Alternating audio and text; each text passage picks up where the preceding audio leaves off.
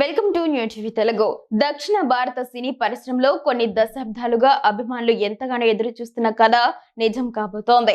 ఇద్దరు మహానటులు దిగ్గజాలు రజనీకాంత్, కమల్ హాసన్ మళ్లీ కలిసి ఒకే తెరపై కనిపించనున్నారు. దాదాపు 46 ఏళ్ల సుదీర్ఘ విరామం తర్వాత ఈ ఇద్దరు కలిసి నటించబోతున్నట్లు స్వయంగా కమల్ హాసన్ అధికారికంగా ప్రకటించారు. దుబాయ్లో జరిగిన సైమా అవార్డుల వేడుకలో ఈ సంచలన ప్రకటన చేసి అభిమానుల్లో కొత్త ఉత్సాహాన్ని నింపారు. ఈ సందర్భంగా కమల్ హాసన్ మాట్లాడుతూ, ఇన్నాళ్లు ప్రజలే మా మధ్య పోటీని సృష్టించారు. కానీ నా మిత్రుడు రజనీకాంత్ తో నాకు ఎలాంటి విభేదాలు లేవు. మేమిద్దరం త్వరలోనే చేతులు కలపబోతున్నాం అని స్పష్టం చేశారు. ఒకరి సినిమాలను మరొకరం నిర్మించుకోవాలని కూడా గతంలో ప్రయత్నించామని ఆయన గుర్తు చేసుకున్నారు.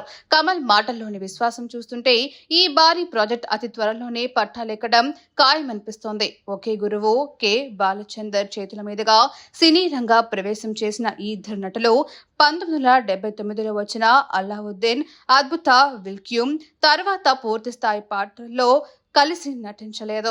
18వ దశకం నుంచి ఇద్దరు స్టార్డంలో శిఖర స్థాయికి చేరటంతో వీరిద్దరిని కలిపి సినిమా చేసే సాహసం ఏ దర్శకుడు చేయలేకపోయారు. గతంలో లోకేష్ కనకరాజ్ దర్శకత్వంలో వీరిద్దరితో ఒక సినిమా ప్లాన్ చేసినా కరోనా కారణంగా అది కార్యరూపం దాల్చలేదు.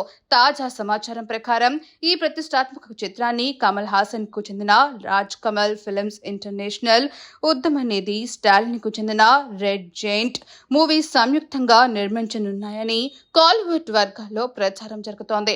దసరా పండుగ సందర్భంగా ఈ ప్రాజెక్టుపై అధికారిక ప్రకటనలు వెలువరిచి నవంబర్ నెలలోపు చిత్రీకరణ ప్రారంభించే అవకాశాలు ఉన్నాయని తెలుస్తోంది. ఈ ప్రకటనతో ఇద్దరు దిగ్గజాలను ఒకే ఫ్రేమ్ లో చూసే అపురూప ఘట్టం కోసం సినీ ప్రియులు ఆసక్తిగా ఎదురుచూస్తున్నారు.